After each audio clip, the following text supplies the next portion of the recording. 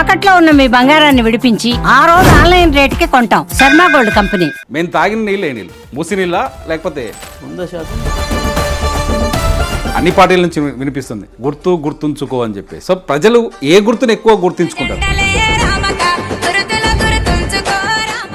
హైడ్రా కొంత సమస్యను పరిష్కరిస్తుంది కదా. హైడ్రాతోని.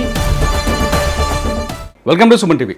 సూర్యాపేట పేరు వినగానే సాధారణంగా నల్గొండ జిల్లాలో ఎవరికైనా మూసీ నది గుర్తుకొస్తుంది, మూసీ నది మురికి గుర్తుకొస్తుంది.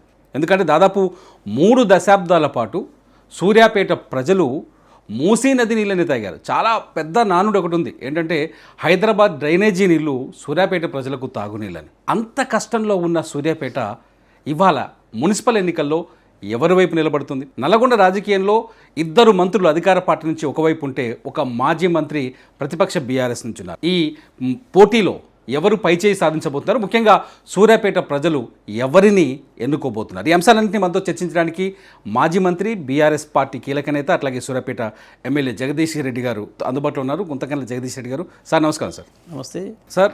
ఫస్ట్ క్వశ్చన్, అంటే మీరు ఇప్పుడు మనం కలిసి లంచ్ కూడా చేసాం. ఇప్పుడు మేము తాగిన నీళ్ళు ఏ నీళ్ళు, మూసి నీళ్ళ లేకపోతే? 100% కృష్ణా నీళ్లు, మిషన్ భగీరథ నీళ్లు, కృష్ణానది నుంచి తీసుకొచ్చిన నీళ్లు కేసీఆర్ గారు పెట్టిన భగీరథ ద్వారా సూర్యాపేట ప్రజలకి మూసి నీళ్ళ నుంచి ఎప్పుడో విముక్తి లభించింది. హైదరాబాద్ డ్రైనేజీ నీళ్ళని తాగే బాధ తప్పింది. 7 సంవత్సరాలుగా కృష్ణా నీళ్ళనే సూర్యాపేట ప్రజలు తాగుతున్నారు. ఇక్కడ ఒక ఎమోషనల్ పాయింట్ ఉంది. అంటే రాజకీయాలన్నీ పక్కన పెడితే 45 ఏళ్ళు, దాదాపు 35 నుంచి 3 దశాబ్దాల పైన అనుకోండి, 45 ఏళ్ళు మూసీ నీళ్ళు తాగినప్పుడు సూర్యాపేటలో ప్రజల పరిస్థితి ఏంటి? అప్పుడు నీళ్ళ కష్టాలేంటి? ఇప్పుడు మీరు చూసిన మార్పు ఏంటి? వాస్తవానికి అప్పుడు మీరు సూర్యాపేటలో చూస్తే ఒకటే మాటలు చెప్తాను. నేను ఒక 15-20 ఏళ్ళ కింద అనుకుంటా, 18 ఏళ్ళ కింద ఒక ఫ్రెండ్ వాళ్ళ ఇంటికి పోయినా. నేను మంచి ఇల్లు అని అడిగిన. బయట చెట్టు కింద కూర్చున్నాం, వాళ్ళ ఇంట్లో చెట్టు ఉంటుంది, కూర్చున్నాం. ఆయన టక్ పంచిపోయి అక్కడ పోయి ఆడ ఉన్న ఒక బాటిల్ తీసుకొని వచ్చిండు. చూసిన నేను కలర్, అప్పుడు కిరసనాయిలు ఉండేది అప్పుడు, ఎందుకంటే కరెంట్ లేక గుడి దీపాలతో కిరసనాయిలు దీపాలు పెట్టుకుందరు. నేనుండి, ఆయన పేరు రవి, నువ్వు ఇస్తే కిరసనాయిలు ఏంది, ఎండనైనా తాగుతా అని అన్నా.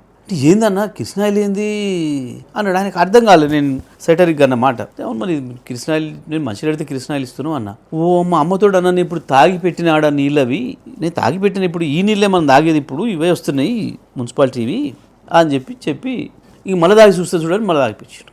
కొన్ని తాగిండు. అరే నిజంగా గిట్లా ఉన్నాయమ్మ నీళ్ళని నేను అన్న. అనగానే ఇక ఇంట్లో పోదాంపా అని చెప్పి ఆ బాటిల్ నీళ్ళు పారబోసి ఇంట్లో తీసుకుపోయి కుండలో ఉన్న నీళ్లను గ్లాసుతో తీసి మళ్ళీ అందులో పోసి సేమ్ కలర్ ఉంది. గా కలర్ ఉండే కొన్ని సందర్భాల్లో దారుణమైన వాసన వచ్చేది. ముందు అక్కడ మూసీ ప్రాజెక్ట్ నుంచి తేవడం కంటే ముందు ఈ సూర్యాపేట సద్దుల చెరువులో నుంచి ఇచ్చేది మంచినీళ్ళు. ఆ నీళ్లు కూడా మూసీ కాలువతో వచ్చి ఇందులోకి వచ్చేవి. మూసీ కాలువ ద్వారానే దీన్ని నింపుదురు. ఆ తర్వాత పట్టణం పెరిగిన తర్వాత మూసీ నుంచి డైరెక్ట్గా మూసీ ప్రాజెక్ట్ నుంచి ఇచ్చిండ్రు. ఇక జనవరి ఫిబ్రవరి దాటింది అంటే కొంచెం నీళ్లు తగ్గితే దారుణమైన వాసన వచ్చేది. ఈ చుట్టుపక్కల పోయి ప్రజలను అడుగురి, ఆ సదుల చెరువు చుట్టూ ఇక్కడ కూడా వాసన వచ్చేది ఆ నీళ్ళతోని.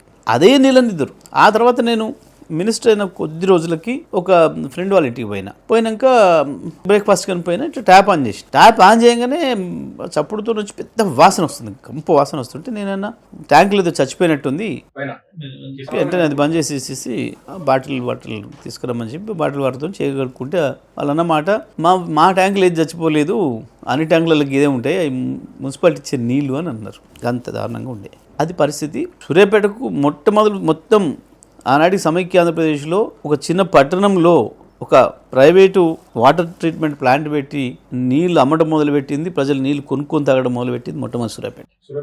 ఇది సూర్యాపేట పరిస్థితి. దాని నుంచి అలా విముక్తి ఇచ్చి బ్రహ్మాండమైన కృష్ణా నీళ్లను ప్రతిరోజు ఇస్తున్నాం. సరే, ఇప్పుడు వచ్చేటప్పుడు ఎలక్షన్ నేను సూర్యాపేటలోకి ఎంటర్ అయిన తర్వాత నాకు ఒక మాట వినిపిస్తుంది, నినాదాలు అన్ని పార్టీల నుంచి వినిపిస్తుంది, గుర్తుంచుకో అని చెప్పి. సో ప్రజలు ఏ గుర్తును ఎక్కువ గుర్తుంచుకుంటారు? ఎందుకంటే మీ గుర్తుంచుకోవడానికి మీ ప్రభుత్వంలో ఉన్నప్పుడు చేసిన పనులేంటి, ఇప్పటి ప్రభుత్వం మీరు చేసిన ప్రశ్నలేంటి? తిరుమల ఒకటని కాదు మేము చేసినవి, మొత్తం సంక్షేమానికి సంబంధించి ప్రతి మనిషిని కాపాడుకోవాలి, ఒకప్పుడు నేను తిండి ఉండాలని చెప్పి కేసీఆర్ గారు మొట్టమొదలే తీసుకొచ్చింది పెన్షన్ 200 పెన్షన్ 2000 చేయడం. ప్రజలు ఇంకో సమస్యలే దేంట్లో బాధపడుతున్నారు, అప్పులపాలు అవుతున్నారు అని అంటే ప్రధానంగా పెళ్లిళ్ళు చేసి అప్పులపాలు అవుతున్నారు అని చెప్పి పెళ్లి కళ్యాణ లక్ష్మి కార్యక్రమం పెట్టడం. ప్రధానంగా రైతులు అన్నం పెట్టే రైతు చచ్చిపోతున్నాడు, కారణం ఏంటి అంటే రైతు వ్యవసాయం అప్పులపాలే అని చెప్పి రైతు రుణమాఫీ మొదటిసారిగా, ఆ తర్వాత రైతు అప్పే చేయకుండా ఉండాలని తీసుకొచ్చిన కార్యక్రమం రైతు బంధు, ఆ తర్వాత ఏ రైతు మరణించినా ఆ కుటుంబం రోడ్డు మీద పడొద్దు, అప్రతులే చనిపోయి ఆ కుటుంబం రోడ్డు మీద పడి ఆ తల్లి బాధపడి ఇబ్బందులు పడకుండా ఉండాలని చెప్పి తీసుకొచ్చిన కార్యక్రమం రైతు బీమా.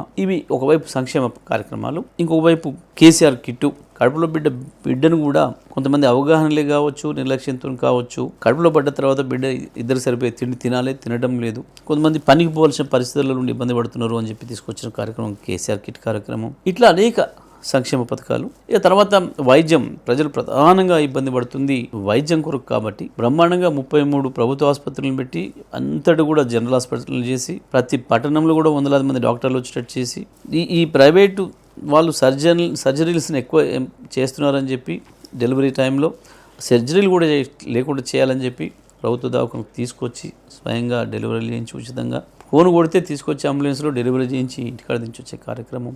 ఇట్లా సంక్షేమంలో హాస్టల్ స్కూళ్ళలో మొదలు సన్నవి ఇచ్చే కార్యక్రమం. విద్య విషయంలో కూడా అన్ని వర్గాలకు కార్పొరేట్ స్థాయి విద్య అందాలని చెప్పి గురుకుల పాఠశాలను బలోపేతం చేయడం కాకుండా 1000కి పైగా గురుకుల పాఠశాలలు పెట్టి ఎస్సీతో పాటు ఎస్టీ, బీసీ, మైనార్టీలకు కూడా గురుకుల పాఠశాలను పెట్టి మొదటిసారిగా మైనార్టీలను కూడా బాగా చదివించాలి, చదివితేనే ఈ ప్రపంచం తెలుస్తుంది, చదివితేనే ఎవరితోనైనా పోటీ పడవచ్చు అని చెప్పి విద్యకు కూడా రకమైన ప్రాముఖ్యతనిచ్చి బ్రహ్మాండంగా ఇటువంటి పథకాలన్నీ కూడా చేసుకుంటూ వచ్చిండ్రు. ప్రత్యేకించి వ్యవసాయానికి నీటిపారుదల రంగం ప్రధానం కాబట్టి ఇరిగేషన్ పైన దృష్టి పెట్టి 1,20,00,000 ఎకరాలను సాగును 2,20,00,000 ఎకరాలకు పైకి పెంచినని మొన్న మనమే చూసినాం, అనేక నివేదికలు ఇచ్చినాయి.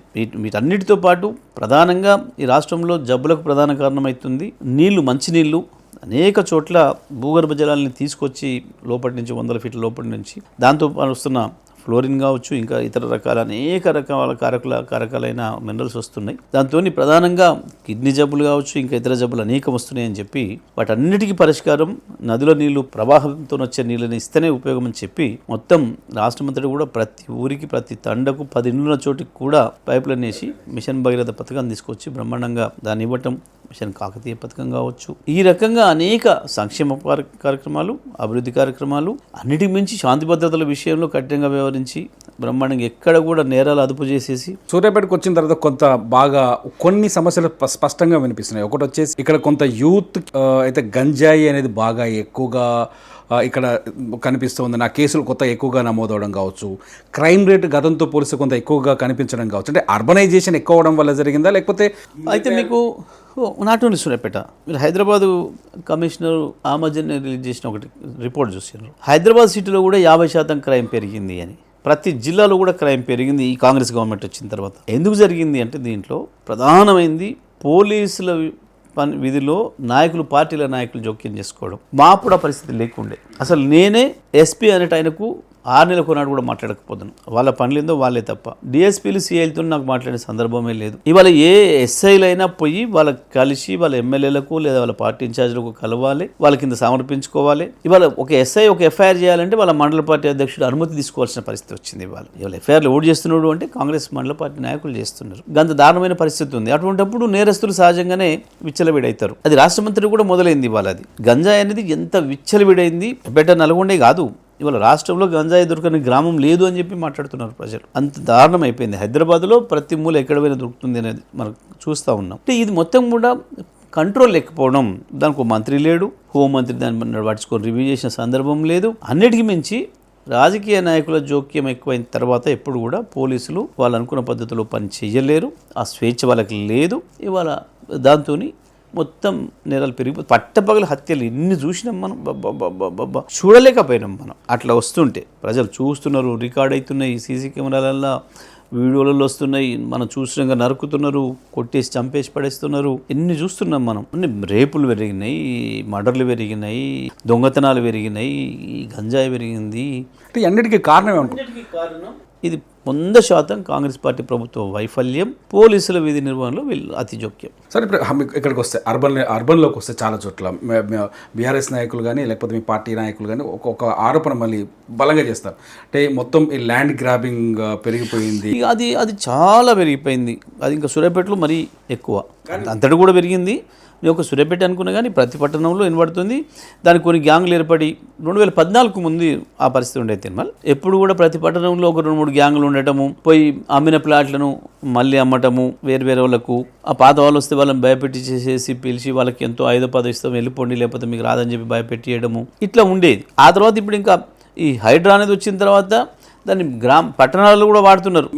అదే హైడ్రా కొంత సమస్యలు పరిష్కరిస్తుంది కదా. హైడ్రాతోని ప్రజలకు సమస్య వచ్చింది, ఇంకెక్కువ పెద్ద సమస్య. ఏం జరుగుతుంది, నోటీసులు ఇస్తున్నారు. ఇప్పుడు హైదరాబాద్ కూడా చూశారు మీరు, ఎవరి కూడా కొట్టినరు, ముఖ్యమంత్రి అన్న స్పష్టంగా నీళ్ళలోనే ఇల్లు కట్టుకొని ఉన్నాడు. దాని చుట్టూ ఇవాళ మంత్రులు, వివేక్ కావచ్చు, పొంగులేటి కావచ్చు, ఇంకా చాలా మంది మంత్రులు దాని చుట్టూ కూడా కనబడుతున్నాయి, నీళ్ళు కనబడేట్టు కట్టుకున్నారు. పోయి ఎక్కడ ఏది ముట్టుకోలేదు. కేవలం కొంతమందిని చిన్న వాళ్ళను కూలగొట్టుడు, పెద్దోళ్ళను భయపెట్టి చేసి డబ్బులు వసూలు చేసుడు. హైడ్రా అనేది వాళ్ళకు ఒక ఏటీఎం లాగా తయారైంది డబ్బులు వసూలు చేసుకోవడానికి. పట్టణాలలో కూడా అదే పరిస్థితి వచ్చింది. వాళ్ళ పోవడం, ఆ చోటమొట్ట నాయకుడు వాడు పైన చేసినట్టు మాట్లాడుతున్నారు వాళ్ళు. పైన అది తింటలేడా, ముఖ్యమంత్రి తింటలేడా, మంత్రులు తింటలేడా, మేమెందుకు తినం, మా అధికారం ఉంది. ఇప్పుడు ఈ రకంగా వాడుతున్నారు. దాంతో శాంతి భద్రతలు బాగా దెబ్బతింది. ప్రజల ఆస్తులకు రక్షణ లేకుండా పోయింది. ఒకవైపు మన ప్రాణాలకు రక్షణ లేకుండా పోయింది, ఇవాళ ప్రజల ఆస్తులకు కూడా రక్షణ లేకుండా పోయింది. ఒక్క మాటలు చెప్పాలంటే 2014 ముందు ఏం పరిస్థితులు ఉండేనో అన్ని పునరావృతం అవుతున్నాయి. ఇంకా మున్సిపల్ ఎలక్షన్స్ విషయానికి వస్తే సార్, ఇక్కడికి వచ్చిన తర్వాత ముఖ్యమంత్రి రెగ్యులర్గా మాట్లాడుతున్నారు, ఎన్నికల ప్రచారంలో పాల్గొంటున్నారు. 2 పాయింట్స్ చాలా క్లియర్గా చెప్తారు. ఒకటి, ఎప్పటికైనా బీజేపీ బీఆర్ఎస్ ఒకటే, వీళ్ళు కలిసే పనిచేస్తున్నారు, కలిసే ఉన్నారు అని చెప్పేసి మీకు స్పష్టంగా కనబడుతుంది. బీజేపీ మనిషే ఈ రాష్ట్రాన్ని వెళ్తున్నాడు అని చెప్పి చాలా క్లియర్గా ఆయన కేంద్రంతో మోడీతో టచ్లో ఉన్నాడు కాబట్టి ఎక్కడ కూడా ఆయనకు ఆవగింజంతా కూడా ఇబ్బంది కలగటం లేదు. ఎఫ్ఆర్బిఎంకు మించి లోన్లు ఇస్తున్నారు, అదే ఇండికేషన్, ఇంకా వేరే ఎక్కడ లేదు. పైగా మీరు చూస్తే బీజేపీ పార్టీ కాంగ్రెస్ను వదిలిపెట్టి మా మీద దాడి చేస్తుంది. మీరు ఇప్పటి వరకు కిషన్ రెడ్డి అంటే ఆయన కావచ్చు, బండి సంజయ్ అంటే ఆయన కావచ్చు, వాళ్ళ ఎంపీలు కావచ్చు, ఒక్కరోజైనా కాంగ్రెస్ పార్టీ మీద విమర్శ చేసిండ్రా? ఎవరైనా వాడు అధికారంలో రావాలంటే అధికారంలో నోళ్ళని కొట్టాలి, అధికార పార్టీని విమర్శ చేయాలి. ప్రతిపక్ష పార్టీని విమర్శ చేయడం ఏంది? దాన్ని ఏమనుకోవాలి? ఇక మీరు క్లియర్గా అంటే మీరు కేంద్రంలో బీజేపీ ఉన్న అధికారంలోకి బీజేపీతో కలిసి ఉన్నారు కాబట్టి అందుకనే ఆ ఇండికేషన్ ఉంది. ఎప్పటికైనా మనకే వస్తాడు, మీరు ఆయన జోలికి పోకండి అని చెప్పి. అరే మేము కలిసి ఉంటే బీజేపీలు మమ్మల్ని విమర్శ చేస్తారు. నేను అనేది మా మీద. రేవంత్ రెడ్డి ఏం మాట్లాడుతున్నాడో బండి సంజయ్ అదే టోన్ ఉంటుంది చూడండి, అదే స్థాయిలో ఉంటుంది, అవే పదజాలం ఉంటుంది, అట్లనే ఉంటుంది. వాళ్ళ కొంతమంది ఎంపీలు కూడా పూర్తిగా.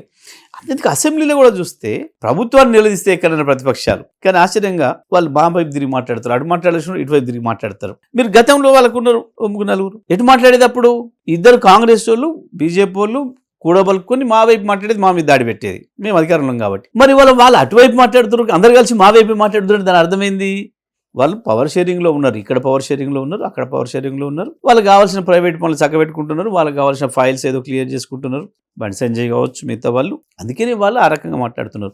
ఇప్పుడు మీరు ఇద్దరికి ఒకటే భాష, జైలు భాష, కేసుల భాష. ముఖ్యమంత్రికి ఏముంటుందో బండి సంజయ్ అదే ఉంటుంది. ఇద్దరు కలిసి జైలు నువ్వే పంపాలంటే నువ్వే పంపాలి కేసీఆర్. మళ్ళీ కేసీఆర్ పార్టీ లేదైపోయిందంటారు, కేసీఆర్ పార్టీ మాయమైపోయిందంటారు, అది ఉండదంటారు. మరి ఉండని పార్టీ నాయకుడు పాపం ఆయన కింద పోవాలి, ఆయన ఎందుకు అనాలి పాపం? ఏమో పోయిపోయి ఆయన పని ఆయన చేసుకుంటుండే, ఆయన వ్యవసాయం ఆయన చేసుకుంటుండే అని అనొచ్చు కదా. అంటే దీని అర్థమైంది, ఇద్దరు కలిసి పని చేస్తున్నారు, వాళ్ళిద్దరు ఒకటే. ఎప్పటికైనా కేసీఆర్ మీ వైపు రాడు, మా వైపు రాడు. కేసీఆర్ స్వతంత్రంగా ఉంటాడు ఎప్పటికీ కూడా.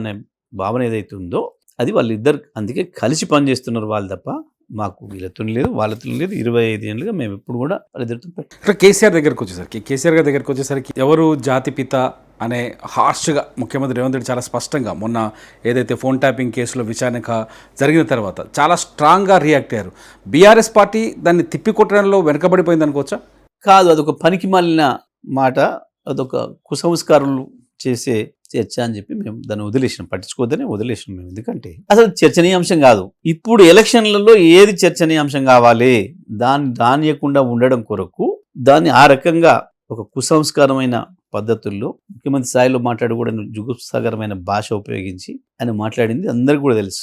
దాన్ని కూడా పట్టించుకోలేదు. జాతిపితాని ఎవడు ఇయ్యలే, సర్టిఫికేట్ ఒకటి ఇయ్యలే, గవర్నమెంట్ ఒకటి ఇయ్యలే. ఈయన లెక్క పోయి మొన్న 20-30 లక్షలు 50 లక్షలు పెట్టి ఓ సర్టిఫికేట్ కొనుక్కొచ్చుకున్నట్టు స్టాన్ఫోర్డ్కి పోయి అది కొనుక్కొచ్చుకుంటే వచ్చేది కాదు సర్టిఫికేట్ అనేది. ఆ రకంగా జాతిపితాని గాంధీకి పెడితే ఆనాడు గాంధీకి సంబంధించిన అభిమానులు ఒక గ్రామంలో, చిన్న గ్రామంలో ఆనాడు ఇచ్చుకోరు. ఆయనకి స్వతంత్రం రాకముందే ఇచ్చుకోరు గాంధీకి. ఆ ఊరు ప్రజలు అభ్యర్థి ఇచ్చుకోరు, ఆయనకు అటు పిలుచుకున్నారు, అది అట్లా దేశమంతటి వచ్చింది. ఇవాళ కేసీఆర్ని కూడా ప్రజలు పిలుచుకుంటున్నారు. దానికి ఈయనకెందుకు ఏడుపు, ఈయనకేం అవసరం, దాని కొరకు ఏమన్నా ప్రత్యేకమైన ఏమన్నా ఫెసిలిటీస్ ఇచ్చిరా, ఏమన్నా సౌకర్యాలు ఇచ్చిరా, లేకపోతే ఏమన్నా డబ్బులు ఇస్తున్నారా, దాని కొరకు ఏమన్నా ఉందా? అసలు అయితే ఒక అవార్డు అని అదేమన్నా అవార్డా ఏంటిది అసలు? అంటే ఆయన జ్ఞానానికి, ఆయన అజ్ఞానానికి, ఆయన సంస్కారానికి ఆయన కుసంస్కారానికి అది నిదర్శనం తప్ప ఇంకోటి కాదు. సార్, ఇప్పుడు కొత్త వివాదం ఒకటి స్టార్ట్ అయింది. నిన్న జరిగిన ఒక ఫైర్ యాక్సిడెంట్ రాజకీయ మలుపు తీసుకుంది, పొలిటికల్ టర్న్ తీసుకుంది.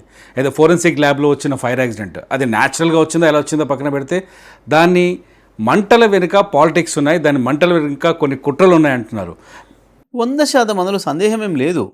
ఎందుకంటే ముఖ్యమంత్రి కేసు ఏదైతే ఉందో ఆ రోజు ఆయన ఓటు నోటు దాంట్లో దొరికిందో రెడ్ హ్యాండెడ్గా, దానికి సంబంధించింది మొత్తం కూడా ఫైల్ అక్కడ ఉంది. వాస్తవానికి క్లియర్గా అది ఆయన తప్ప ఇంకొంచెం సాధ్యం కాదు. దాని వెనకాల చాలా అనుమానాలు ఉన్నాయి. ఆయన అక్కడ ఉన్నాడని, ఆ టైంకు ఆయన ఆర్పే ప్రయత్నం చేసిండని, ఆయన గాయాల పాలైండని, ఆయన అలర్ట్ చేయబట్టి మిగతా వాళ్ళు పోయిందని, ఇట్లా రకరకాలుగా రాస్తున్నారు. వాస్తవానికి ఉన్నోడు ఇప్పుడు కూడా ఒక సెకండ్ కూడా ఆలస్యం చేయడు. వాళ్ళ ఫోన్ వ్యవస్థ ఉంది, ఆఫీస్లో జనం ఉన్నారని అంటాడు. జనం అందరూ ఉన్నప్పుడు వెంటనే ఒక నిమిషంలో దిగురికి అందరూ చెప్తాడు. ఫస్ట్ ఫోన్ ఫైర్ చేస్తారు, ఫైర్ కాల్ చేస్తారు, 100 కాల్ చేస్తారు. కానీ ప్రయత్నం చేసి ఆయన గాయాల పాలయ్యిండు, ఆయన ఇప్పుడు కనబడతలేడు, ఆయన హాస్పిటల్లో పెట్టిండ్రు, ఇవన్నీ కూడా స్పష్టంగా ప్రజలకు అనుమానాలు వచ్చే విధంగా ఉన్నాయి. అది అవకాశం కూడా ఉంది. రేవంత్ రెడ్డి క్యారెక్టర్ అటువంటివి చేయడానికి కూడా వెనకపోయే క్యారెక్టర్ ఏం కాదు. తిరిగి మనం మున్సిపాలిటీ ఎన్నికలకు వస్తే, నల్గొండ జిల్లాకు వచ్చేసరికి ఒక ప్రత్యేకమైన పరిస్థితి చాలా స్పష్టంగా అనిపిస్తుంది. ఉమ్మడి నల్గొండ జిల్లాకు వస్తే మీకు 2 మంత్రులు అధికార పార్టీ నుంచి ఉన్నారు, 2 మంత్రులు చాలా బలంగా శక్తివంతంగా ఉన్నారు. 2 మంత్రులతో ఇప్పుడు మాజీ మంత్రిగా మీరు ఫైట్ చేస్తున్నారు. ఎలా ఉంది సార్ ఎలక్షన్ మూమెంట్, ఎట్లా కనిపిస్తుంది? వాస్తవానికి చూస్తే ప్రజల్లో మాత్రం పూర్తి స్థాయిలో మళ్ళీ కేసీఆర్ రావాలి, కేసీఆర్కి మద్దతు ఇవ్వాలి, కేసీఆర్ పెట్టిన అభ్యర్థులు గెలిపించాలనే భావన ప్రతి ఒక్క చోట కనబడుతుంది. అన్ని వర్గాల ప్రజలు మోసపోయారు. ఉద్యోగులు, రిటైర్ ఉద్యోగులు, ఆర్టీసీ ఉద్యోగులు, నిరుద్యోగులు, విద్యార్థులు, విద్యార్థినులు, మహిళలు, రైతులు, అవుట్సోర్సింగ్ ఉద్యోగులు, అంగన్వాడీలు, ఆశా వర్కర్లు, అన్ని రకాల ప్రజలు, అన్ని వర్గాల ప్రజలు మోసపోయి ఉన్నారు. వాళ్ళు ఇచ్చిన హామీలతోని దెబ్బతిని ఉన్నారు, కుప్పంగా ఉన్నారు. వాస్తవానికి వాళ్ళందరికీ కూడా బీఆర్ఎస్ని గెలిపించాలి, కారు గుర్తుని గెలిపించాలనే కోరికే ఉన్నది. ఎక్కడి పోయినా మాకు ఆదరణ కూడా లభిస్తుంది. అది మనం చూస్తాం. ఇప్పుడు మొత్తం జిల్లా వ్యాప్తంగా ఉన్న మున్సిపాలిటీలో అన్ని చోట్ల బలంగా రాబోతుంది అనుకోవచ్చు. ప్రతి చోట, ప్రతి వార్డులో, ప్రతి మున్సిపాలిటీలో, ప్రతి వార్డులో కూడా మేము చాలా బలంగా ఉన్నాం. ప్రజల మద్దతు కూడా మాకు ఆ రకంగా కనబడుతుంది. ఫలితాలకు సంబంధించి మీకు తెలుసు, అధికారం అన్నాక అధికారాన్ని అడ్డగోలు ఉపయోగిస్తున్నారు. మా అభ్యర్థులను భయపెట్టేయడం, కొన్ని చోట్ల మా అభ్యర్థులని బలవంతంగా దౌర్జన్యంగా తీసుకుపోయి కిడ్నాపులు చేసేసి వితరాలు ఉపసంహరింపజేయటం, ఆ రకమైన ప్రయత్నాలు చేసిండ్రు. ఇవాళ కూడా ప్రతి చోట, ఈ చోట ఆ చోట లేదు, 2 మంత్రులు ప్రత్యేకించి పోలీసును వాడి మా కార్యకర్తలకు ఎప్పుడు ఎన్నడూ జీవితంలో పోలీస్ స్టేషన్ తెలియని వాళ్ళు, ఒక ఎఫ్ఐఆర్ తెలియని వాళ్ళు, ఎన్నడూ ఒకరు జోలిపోని వాళ్ళు, మీ అటువంటి వాళ్ళని కూడా మా కార్యకర్తలను ఉంటే వాళ్ళకు నోటీసులు ఇచ్చి మీరు బైండోరు రమ్మని పోలీస్ స్టేషన్ పిలుస్తున్నారు. ఆశ్చర్యంగా ఉంది. అసలు రౌడీ షీటర్లను మొత్తం వాళ్ళు సీట్ ఇచ్చుకున్నారు, రౌడీ షీటర్లు వాళ్ళేమంటున్నారు, వాళ్ళని ఎవరిని పిలవడం లేదు. అంటే మా వాళ్ళ పని డిస్టర్బ్ చేయడం కొరకు బైండోరు రమ్మని సంతకం పెట్టి పోవాలని ఉదయం సాయంత్రం స్టేషన్లో కోసం పెడుతున్నారు. సాయంత్రం అయినా కూడా మళ్ళీ సంతకం తీసుకోవట్లేరు. ఏంటంటే సార్ లేరు, సిఐ గారు లేరు, ఎస్ఐ గారు లేరు అని చెప్పి. అసలు ఏం అవసరమే లేదు. ఎప్పుడన్నా ఎలక్షన్లో వచ్చినప్పుడు ఒక పాత నేరస్తులు ఎవరైనా ఉంటే వాళ్ళని పిలుచుకొని బైండూరు అని చెప్పి సంతకం పెట్టి పంపిస్తారు, జాగ్రత్తగా ఉండాలి, గొడవల్లో పోవద్దని. కానీ అంతటా కేవలం బీఆర్ఎస్ పార్టీ కార్యకర్తల్ని ఆ రకంగా పిలిచి ఇబ్బందులు పెడుతున్నారు. అనేక రకాల దౌర్జన్యాలు చేస్తున్నారు. మాకు మద్దతు ఇచ్చిన వాళ్ళకి ఫోన్లు చేసి భయపెట్టిస్తున్నారు. అన్ని వర్గాలను కూడా, వ్యాపారస్తులు కావచ్చు, ప్రైవేట్ కళాశాల వాళ్ళని కావచ్చు, అట్లా ఎవరిని వీలైతే అట్లా భయపెట్టిస్తున్నారు కార్యకర్తలందరికీ కూడా.